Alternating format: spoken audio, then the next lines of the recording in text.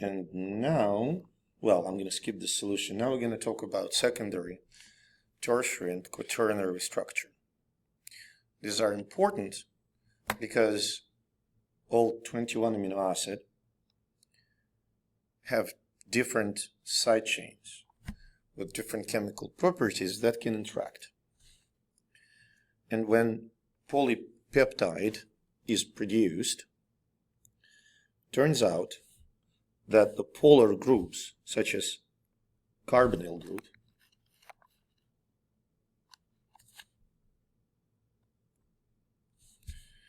and the amino group, can form hydrogen bonds. Okay? So you have this group, carbonyl group. There is a partially negative charge on the oxygen and partially positive charge on the carbon. And then you have NH group of another amino acid. In this case, nitrogen is more electronegative than hydrogen, so there's a partial negative charge on nitrogen and partial positive charge on hydrogen. These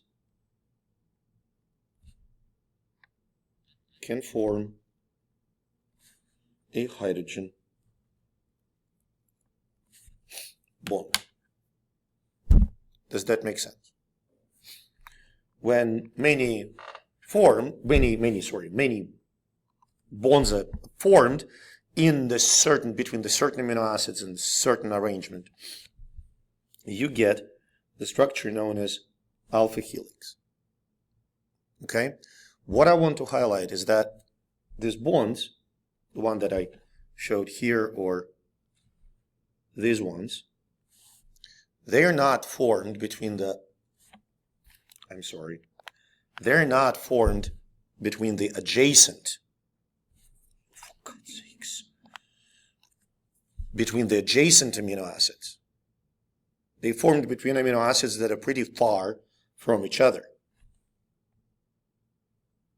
Sounds good? Now, alpha helix, you can see it on the right, isn't the only secondary structure that can be found in the proteins. Another example is so-called beta-pleated sheath. Okay? So you have the polypeptide chain aligned like this. Okay? And the hydrogen bonds are formed between the oxygen of carbonyl group in one part of a chain, in one straight segment of a chain, and the hydrogen of the amino group in another straight segment of a chain. Okay? Does that make sense? So right now, well, no, not right now, about 20 years ago, if we would have a primary structure of a protein, like if you know what amino acids compose your protein, there was a software that could fairly accurately predict the parts that are likely be folded in alpha helices or beta-pleated sheets. But that was the limit of the predictive capacity. I'm going to return to that question when we get to tertiary structure. Another example of a secondary structure is a triple helix. So 3 polypeptide chains are stuck together, and the example of such structure is collagen, the fibers that are the main protein fibers in all of your connective tissue, from bones to cartilage, well, except for the blood. Bones, cartilage, tendons, ligaments, and so on. Now, why do we care about our knowledge of the secondary structure? When we move into the realm of biology, folks, when you hear the word structure, what other words should immediately pop up in your mind? Huh? That's good, but we're talking biology in more general way. It's an F word. Yes. So alterations to the structure will become alterations to the function. And here's an example. Well, what does that mean? Not normal. Healthy person. In a healthy person, we have proteins called beta amyloid. Okay? And beta amyloids exist in the helical form. In Alzheimer's, beta amyloids altered, which results in the formation of pleated sheets. And these pleated sheets start to stick together, forming an amyloid plaque. Okay? Another change that occurs in Alzheimer's disease.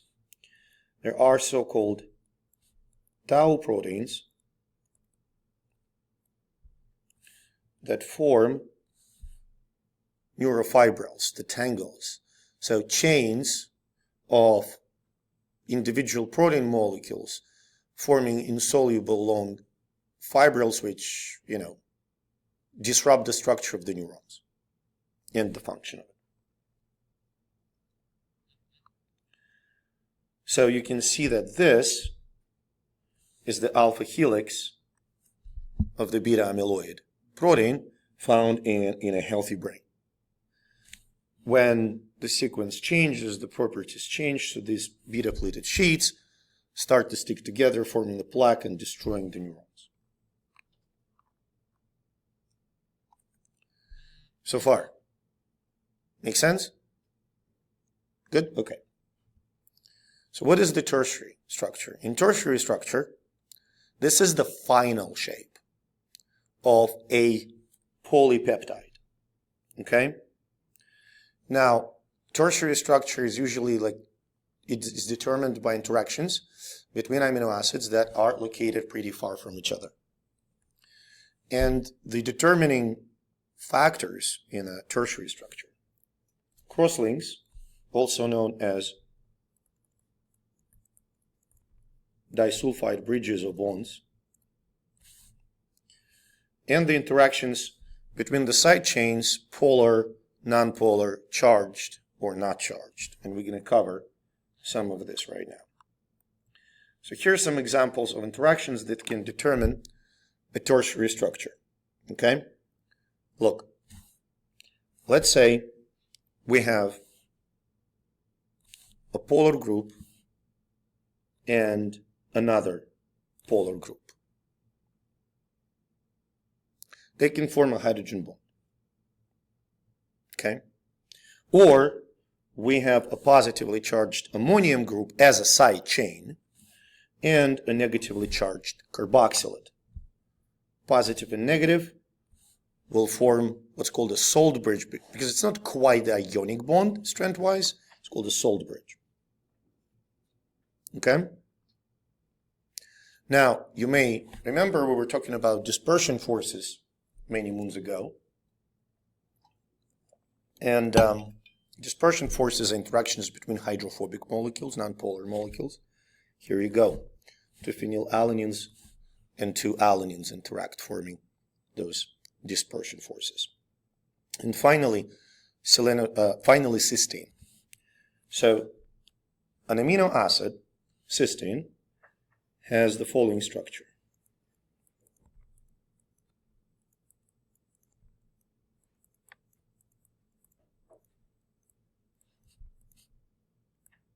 Okay?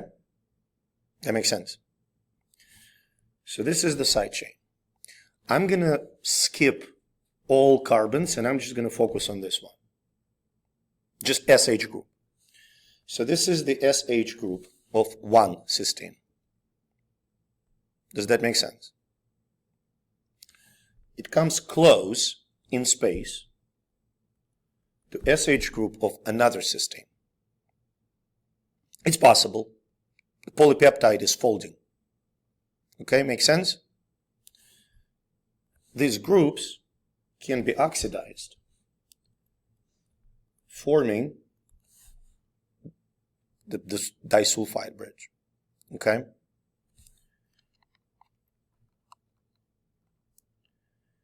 Now, this is what we just discussed, the interactions between which groups. You may expect questions about this in the exam.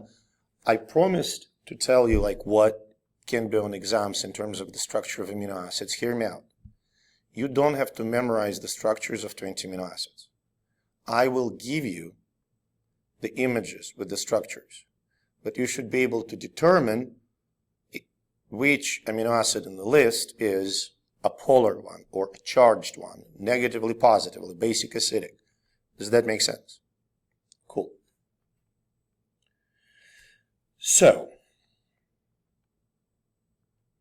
we're gonna kind of indicate some stuff, but then I want to talk about tertiary structure a little bit more and give you some examples. So the type of polypeptide chains held side by hydrogen bonds. What is it?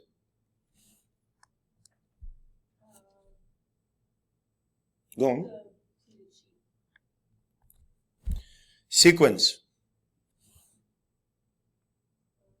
Primary structure. Corkscrew shape. Do you need anything else? And 3 peptides. Yes. Okay. Type of interaction in the tertiary structure. Leucine, I know you don't remember, nonpolar, NP. And valine, nonpolar, NP. What type of interaction to nonpolar amino acids? Two nonpolar side chains. What do you think? Hydrophobic. Correct. Cysteines, I just gave you this example.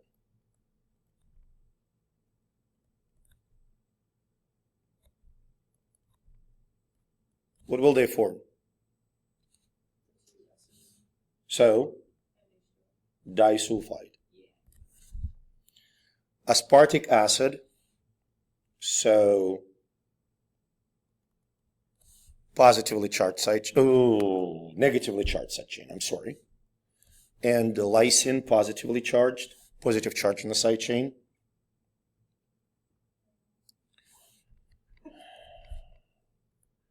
Salt bridge. You're right. It's a proper selection, yes. But it shouldn't, like, it's not that ionic, you know, like, it's not that strong. And hydrogen bonds, serine and threonine, yes. Because both serine and threonine have the OH group on the side. So,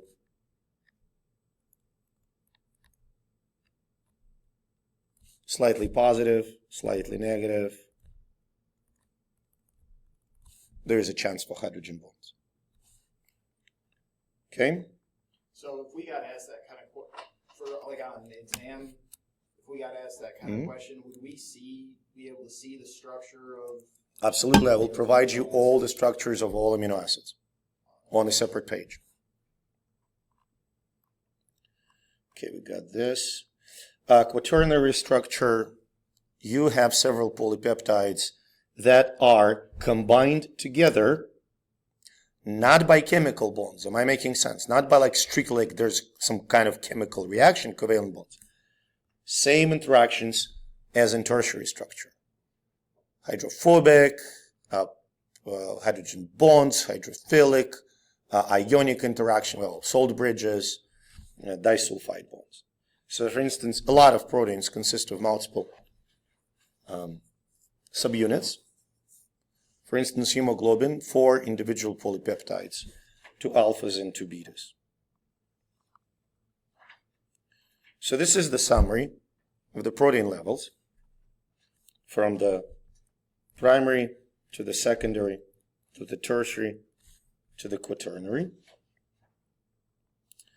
And this is a good illustration of what happens when you change one amino acid. So in a healthy beta subunit, hemoglobin, there is a polar amino acid, glutamate or glutamic acid. In sickle cell disease, it's a nonpolar valine. You replace literally one amino acid. And that results in the change. I'm going to go back here, but then there.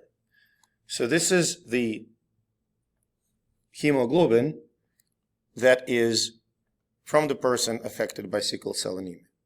Normally, hemoglobin is a soluble protein. It exists as a single molecule. Well, the big ass protein, okay? But when there's a mutation, a change in amino acids, they start sticking together, forming fibers. And these fibers change the shape of red blood cells from convex, I think. Yes. Huh? Biconcave. Okay, yeah. Yes, biconcave. Yes, thank you.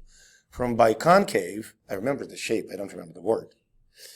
From biconcave to crescent shape, like a sickle. And that damages inflammation in blood vessels, hypoxia, obstruction of capillaries, eventually kidney failure. So bad. We were saying, because we were kind of talking about this in my bio class last night, so that my teacher was saying, if I remember correctly, like people who have sickle cell eventually get malaria. People with sickle cell anemia are protected from malaria. And this is an interesting genetic conundrum. How about we're going to talk about, like, when we're done with this, I'm going to answer your question about malaria, and I'm going to provide you with some interesting example, which is very sort of life-focused on the protein structure. So this is the summary in the way of a table, not the image. So let's go. Beta-pleated sheet, which characteristic for order of amino acids. More than 2 peptide chains. Quaternary and disulfide bonds, obviously. There we go. Proteins can be denatured.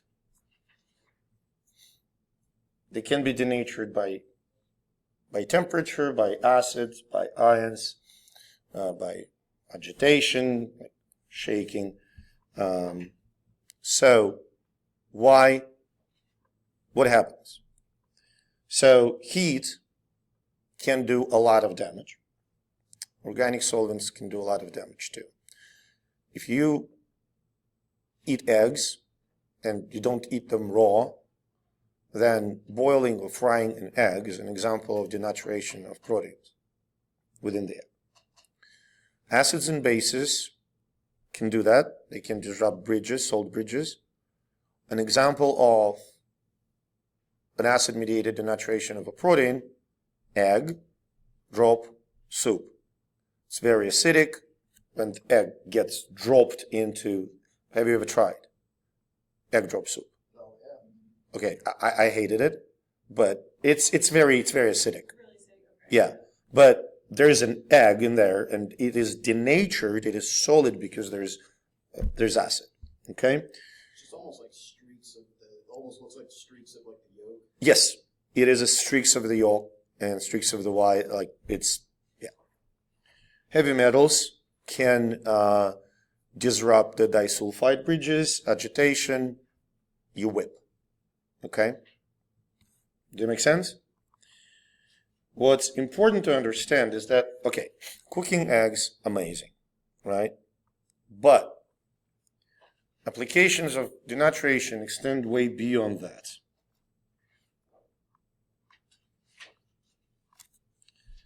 Okay, stay in your lane. Autoclaving surgical items is not, it is technically above 50, just 121 Celsius. So it is way more above 50. We use temperature to control microbial growth, to kill bacteria and other cells. That make sense?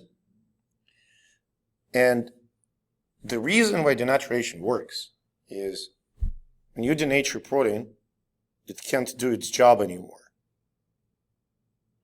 Now,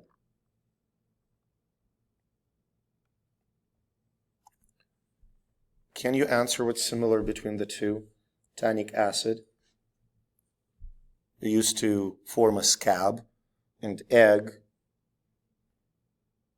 it becomes hard-boiled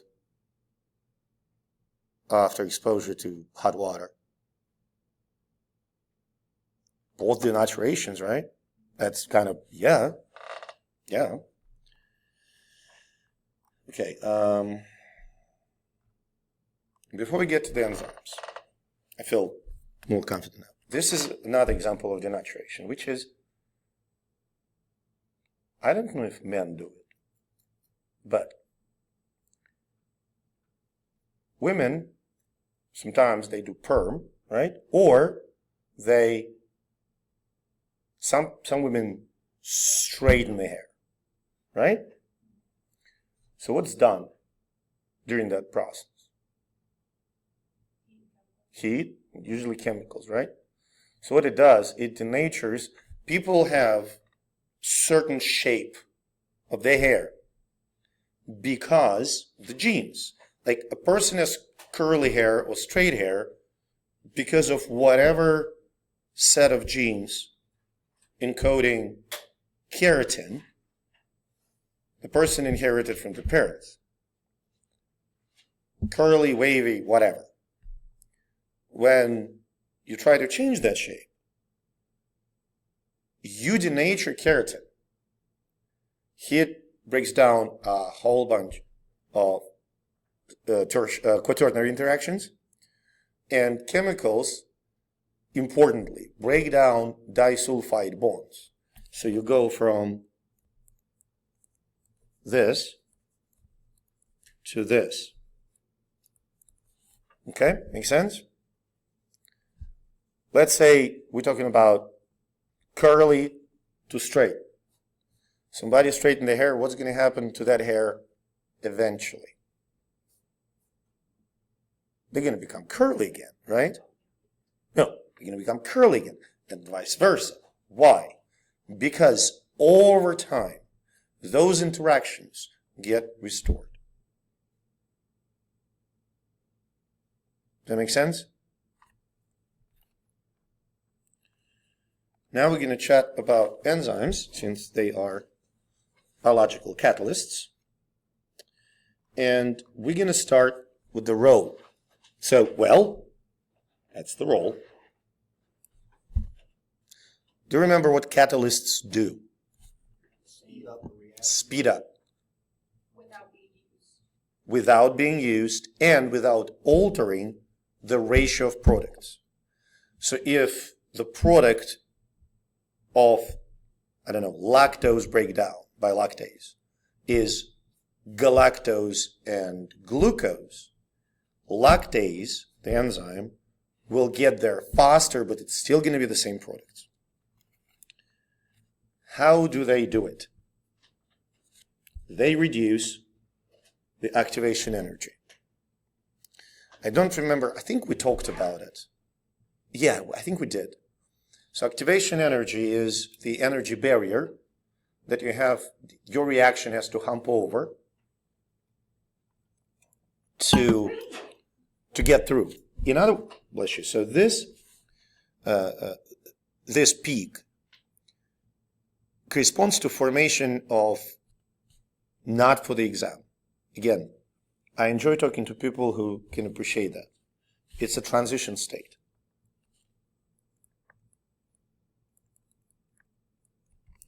And in order to get there, you have to spend some energy. Okay? So let's say I want to throw that one of the stables out of the window. I can't just push them because there's a wall. I have to lift the table and throw it. So lifting the table is akin to activation energy. Imagine if that window would be like 2 meters high. It would be much harder for me. Okay? So you can see that lowering the activation energy does not change the outcome of the reaction. Okay? So the names of the enzymes, there are, let me tell you, as a person who took several classes on the enzymatic kinetics and catalysis and whatever, and doesn't remember shit from that, but what I remember is, yes, we do name enzymes, usually based on some kind of a reaction and the A's at the end. Not necessarily. Like sucrase, there's no reaction. It tells you the substrate, okay? Sucrase. Make sense? The reaction, okay. Oxidation, oxidase. Decarboxylation, decarboxylase. Okay?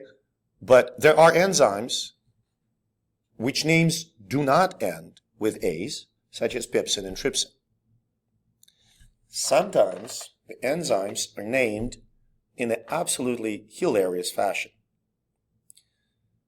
When it's a bit of a digression, but it is a lovely story, and I think you will appreciate the naming.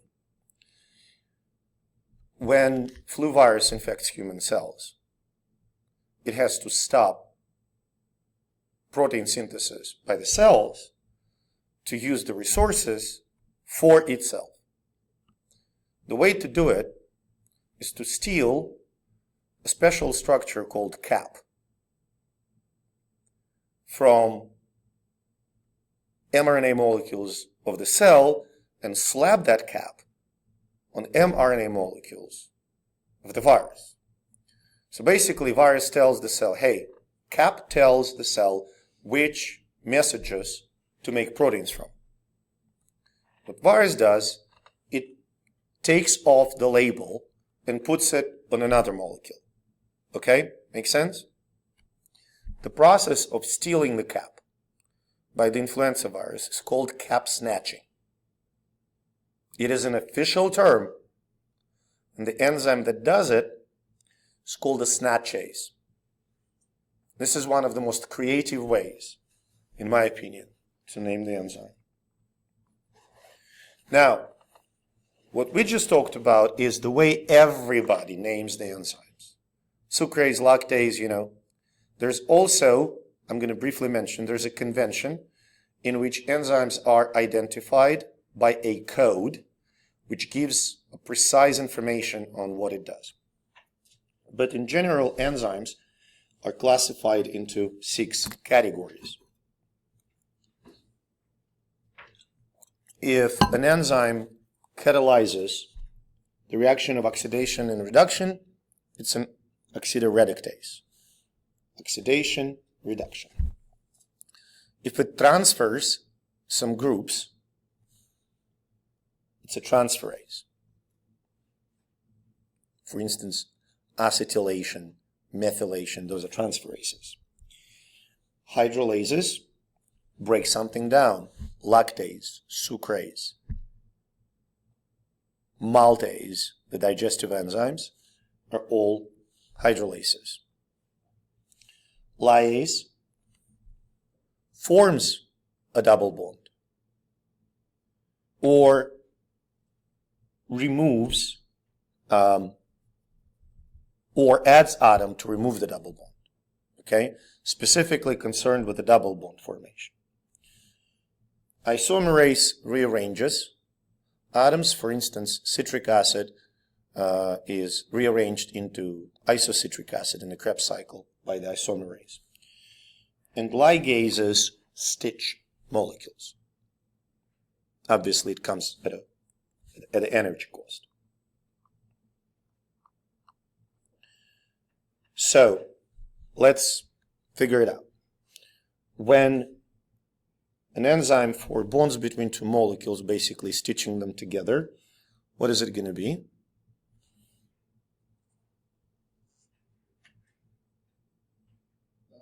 Ligases. Excellent. Rearranging, forming an isomer, isomerase. Transfer group from one compound to another, transferase, and obviously hydrolases.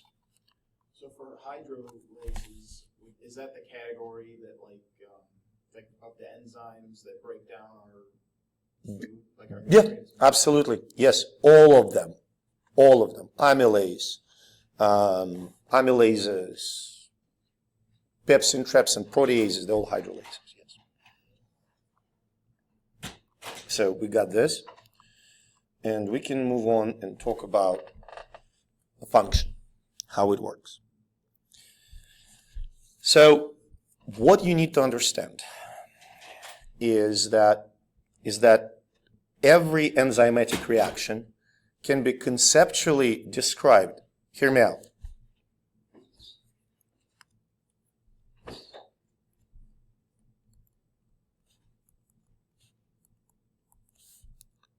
Substrate or substrates, okay, is converted to products or product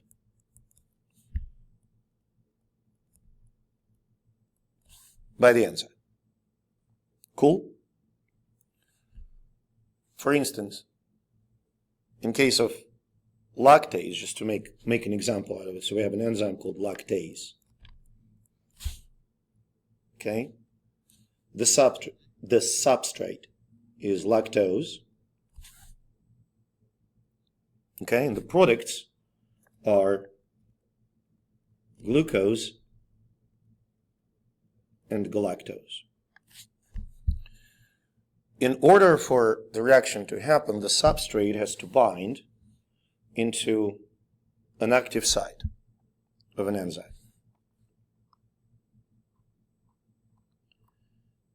So the substrate must fit into an active site. And previously, seriously, when I started studying this, which is a terrifying number, 1996. Okay, that was my second year in college. 1996, the idea was that it's lock and key. Key, substrate, fits the lock, the enzyme. Later, it was shown convincingly that it is what's called an induced fit. So the easiest illustration of this, and it's very sort of kind of generalized, right? So imagine that this is the substrate.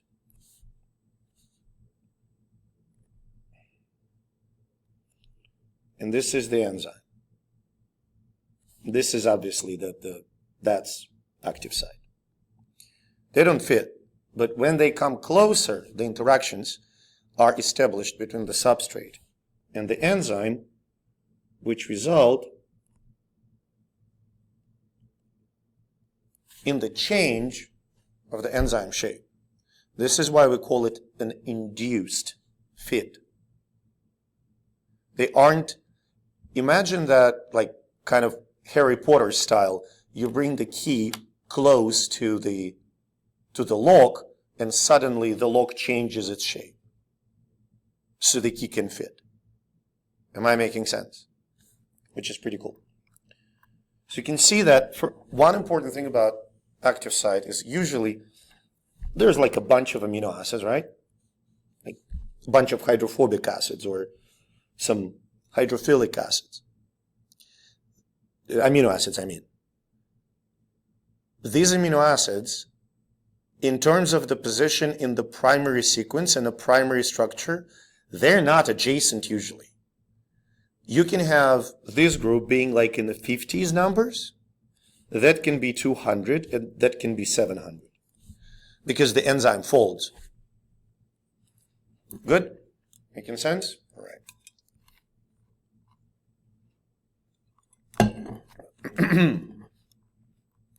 So, enzyme, as you can see, and substrate get attached to each other, forming some chemical interactions between the substrate and the active site. And then the idea is this. When these interactions that are exemplified, when they happen, a bunch of things can occur. For instance, the groups that are supposed to react become closer, so the local concentration increases. Or the shape of a substrate is distorted in a way that some bonds have to be broken and others formed, and so on and so forth. Okay? So this, sorry about that, should be an arrow. Okay? So when enzyme and substrate, when they bind to each other, this is the rate limiting stage. So this is the step that takes most of the time. If you think about this graph that we had, remember?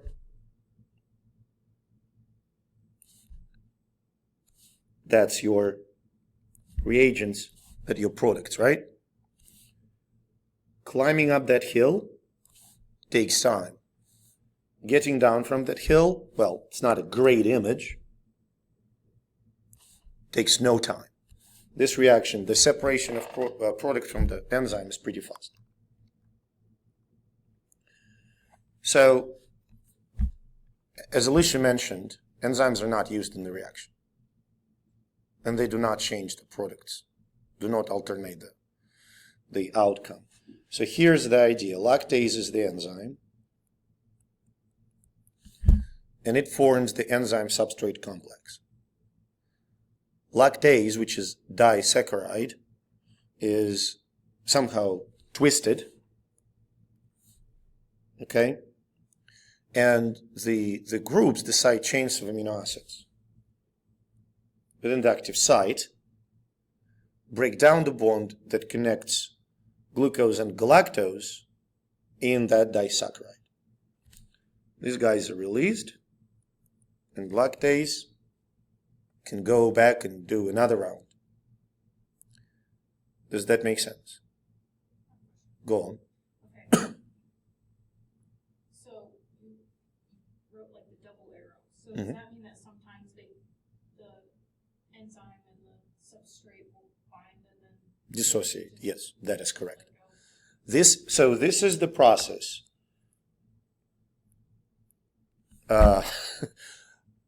Formally without a commitment. Okay? Now, obviously, for good catalysis, for good reaction, this forward should be much faster than the one backward. Okay? So substrate should bind more readily and stay there, because then it has more time to be converted. Okay? So this is what we discussed in lock and key. It was accepted for a significant period of time, but the idea was that the substrate fits in the active site like a lock. Okay? Make sense? Well, as we talked about it, not that simple. So this is the induced fit model, the one that we described. I hope they have a nice... Yeah. So, just a reminder, proteins aren't rigid. They have a fair amount of flexibility, okay? And the interaction between the substrate with the active site of an enzyme adjusts, okay, induces changes in the protein structure to accommodate the substrate. Okay? Make sense? Okay.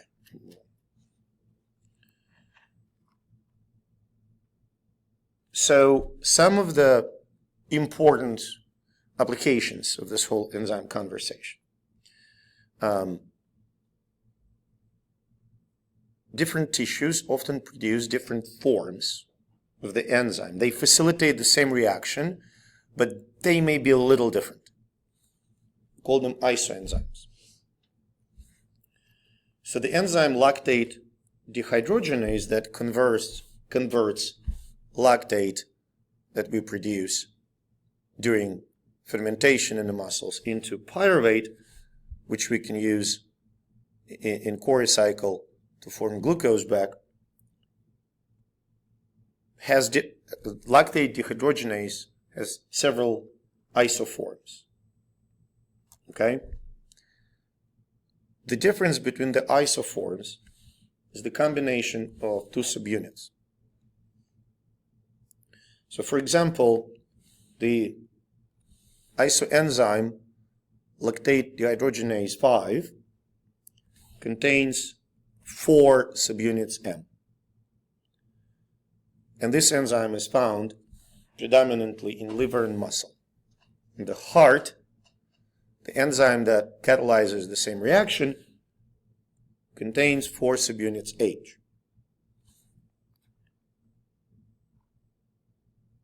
And by addressing which lactate dehydrogenase is elevated in a patient, you can diagnose liver damage or cardiac muscle damage. When you go to a physician and they do the metabolic panel, one of the enzymes there is lactate dehydrogenase. So you can think of it this way. If I have a heart attack, the enzyme that will be elevated in my blood is the cardiac isoform, LDH1. If I have hepatitis, or I have what's called rhabdomyolysis, breakdown of muscle tissue, that's going to be M4. Okay?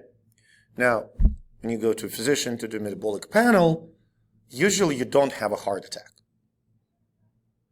So if your LDH is elevated, what is more likely? Heart attack in your past or liver damage? Probably liver damage. Does that make sense? Among other things, of course.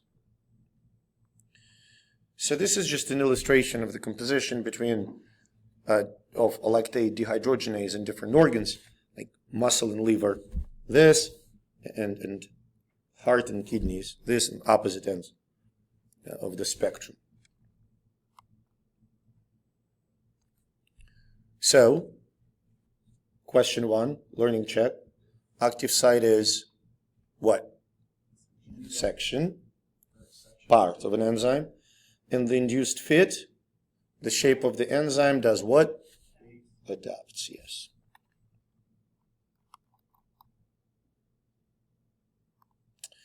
Okay. Enzymes can have differential activity. Perfect. And we shall figure out what happens. So first of all, enzymes depend on temperature. Every enzyme has optimum temperature for its performance. But this is a good graph because it shows you that for that enzyme, whatever it is, the optimum temperature is 37. But if you drop the temperature to, say, 30, or raise it to, say, 45, the enzyme is still going to be active. Does that make sense? Obviously, if you will take a human enzyme and start heating it up, and up, and up, eventually you're going to denature that protein. Right? Thermal denaturation. But if you would go to Yellowstone National Park, there are a lot of thermophilic bacteria that basically exist in boiling water. Their enzymes feel absolutely fine in boiling water, but if you try to run the reaction that this enzyme catalyzes at the room temperature, nothing's going to happen.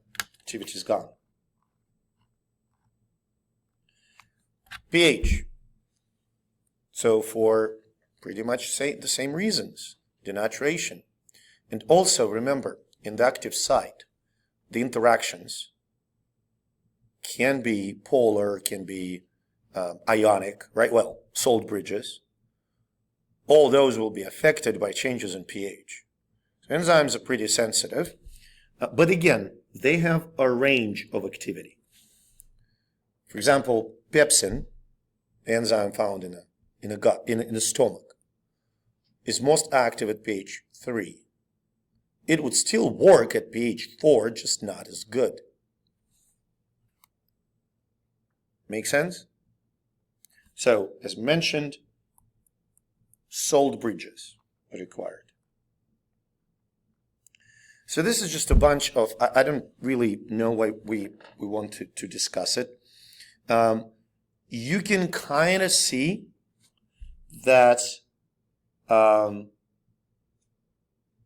like if I will tell you where it is, like this is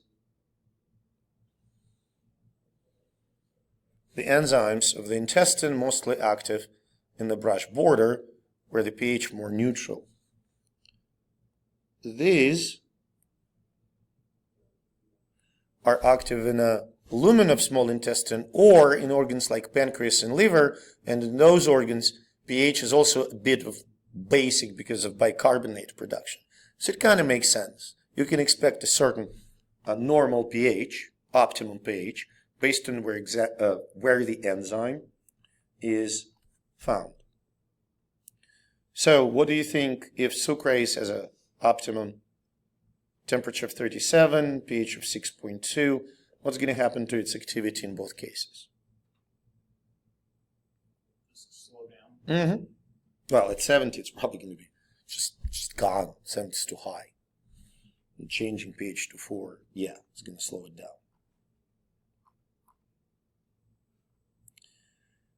Now, once we're done with inhibition, I'm going to say a few words, and I'm going to mention some amazing achievements that happened in the last 3 years in the protein science.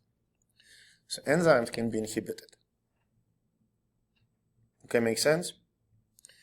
There are two types of inhibition, competitive and non-competitive. Technically, there's incompetitive, but let's not touch this. I don't want to come close within 6 feet to this concept. It's crazy. Okay, so enzyme somehow binds to an inhibitor and product is not produced. Okay? This is conceptually correct. The inhibitor somehow does not let substrate to get into the active site. The question is how. So in case of competitive inhibition, the inhibitor binds to the active site. It competes with the substrate. Okay? That makes sense? And this is a very important statement. It has the effects reversed by increasing substrate concentration. So for instance, here, the inhibitor, I think the illustration is not great, but that's beyond the point. The inhibitor binds into the active site and prevents substrate from getting in. Does that make sense? So here's an example. Let's say Zach is substrate and I'm inhibitor. And one of those chairs is the active site. When we one-on-one, it's, fair game. Who's getting in that chair? If there are 10 me and 1 Zach, that's it. I'm there. You reverse that situation, 10 Zachs, 1 me, I have very low chance. An example from sort of real life. You probably have heard the name of a drug called Bactrim. It's an antibiotic. It's a pretty effective antibiotic. It contains two inhibitors that inhibit two different enzymes found in the same metabolic pathway, and they inhibit them competitively. So if a cell manages to somehow increase the amount of substrate, it can reverse it. Okay? It's not that easy, though. In non-competitive, also known as allosteric inhibition, the inhibitor binds not into the active site, but to some other part. So, for example, we are fighting for that chair, Zach and I, right? So I sit by it, but I am reeking so badly, like I'm stinking, that Zach can't even fathom to come close to a chair. Am I making sense? I'm not in that chair. The substrate is there, or the active site is there. It's just not fit for the substrate. Okay? In this case, it doesn't matter how many Zachs are trying to get into that chair. If I'm sitting there, nobody's getting, you know? Does that make sense, everyone? So this is an example of non-competitive inhibition when the binding of inhibitor prevents substrate from getting it. Okay, there's a third type in which this happens, but then inhibitor just stops it in its tracks, sometimes called incompetitive inhibition, but we're not going to get there. So after an inhibitor binds either way to an enzyme, can it release and the enzyme go back Yes. to its proper function? Yes. Yes, it is. So basically,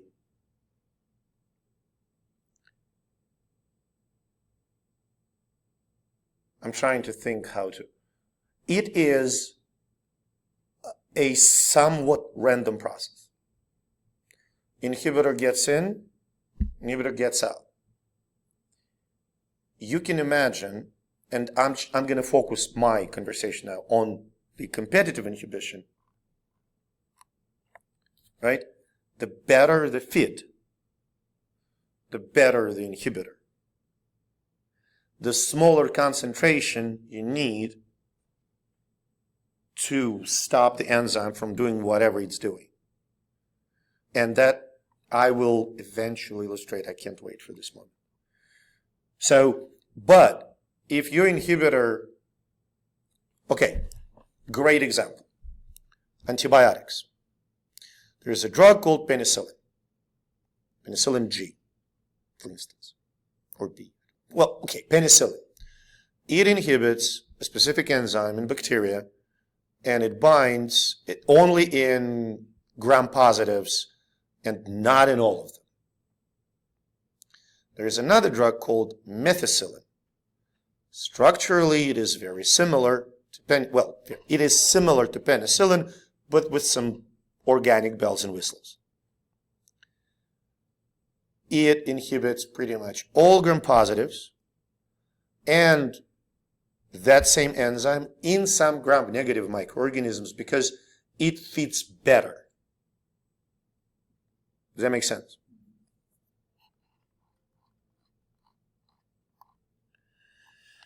So irreversible inhibition is chemical modification.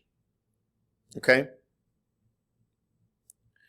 So antibiotics, sometimes, my example was not ideal because indeed antibiotics can chemically modify, but this reaction can be reversed. Okay? So you can see that there are different groups in antibiotics that can change the spectrum of action and bioavailability and so on and so forth. my favorite one, actually, is this. Nerve gas. Okay? So in 1920s, I believe, in Germany, physicians noticed that farmers that applied certain category of chemicals known as organophosphates to fight pests always had, frequently had some kind of a poisoning with the same set of symptoms. And when scientists started to study this, eventually they figured out that organophosphates inhibit chemically modified, pretty simple organic compounds. They chemically modify the enzyme called acetylcholinesterase. And that makes the nerve transmission unstoppable, and people develop the syndrome that's called sludge. Salivation, lacrimation, urination, defecation, gastrointestinal cramps, and emesis, which is vomiting, and they die often. Who else but Germans took organophosphates and ran with it and turned them into nerve gases such as sarin, soman, tabun, and the most toxic one, VX. Okay? So, here, we're going to go through, this is just a reiteration of what we said. Okay? This. Inhibition that is competitive or non-competitive. So, when you increase the amount of substrate, you reverse inhibition, competitive or not.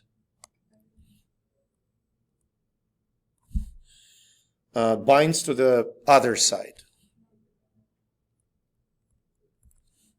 Structure is similar to the substrate. Not reversed by adding more substrate.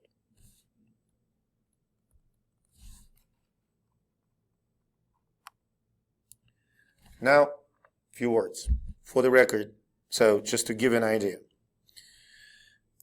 We're going to go all the way back to, it's not going to take long, folks, don't worry. But remember the structures, the protein structures, the levels, primary, secondary, tertiary. So primary structure, you can determine by sequencing, and then basically it's easy. If you know the gene, you know the primary structure of a protein, super easy, all right? Then secondary structure. When I was in grad school, there were programs that could kind of predict with certain probability it's going to be alpha helix, it's going to be beta sheet, right?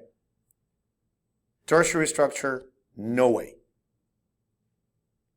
Like there was no software that you could feed the software the sequence of amino acids and it would tell you this is what the protein will look like.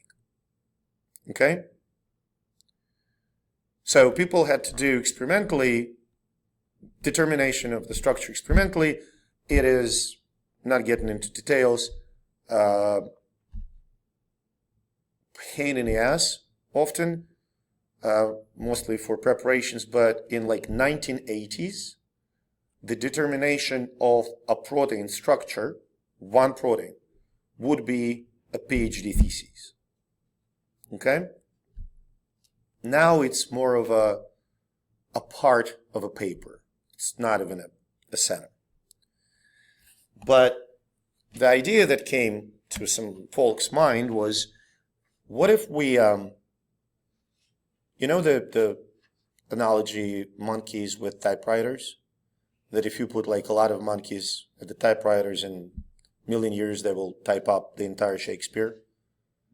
So the idea was the same, but instead of monkeys, it would be humans.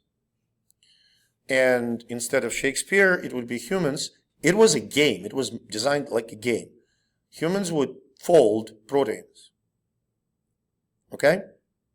And then the software would say kind of, that folding, there's a bit too much repulsion, this and that. Eventually, I don't remember the name of a company. I think it's Alpha Prod, but I may be wrong. A few years ago, they came up with a free software based on machine learning basically they replaced us monkeys with the computer itself. And it would go absolutely bonkers, folding those proteins and learning which amino acids go better with which. Because you can imagine that the capacity, the informational capacity is more than we have. And eventually now, this software can predict with insane accuracy the tertiary structure of proteins. You can ask, so, like, it's cool that you can get a protein, put it in a software, and get a tertiary structure in like few hours. The importance is, imagine that you need to treat an infection, hepatitis C. You know the enzyme that without which hepatitis C cannot do anything, it's just going to go away. So you fold that protein, find the shape of a pocket, all the amino acids there, design, organic chemists can do that, design the drug, test it instead of just blindly trial and error, fuck around and find out kind of an approach. So this gets more and more traction. Hepatitis C, by the way, was done the old-fashioned way by screening a bunch of drugs. There was some idea, okay? But eventually they got it, and those three folks got Nobel Prize for the discovery of the drug that cures hepatitis C. So this stuff that you're learning, it has very direct implications for your, scientific, professional, whatever careers. Questions?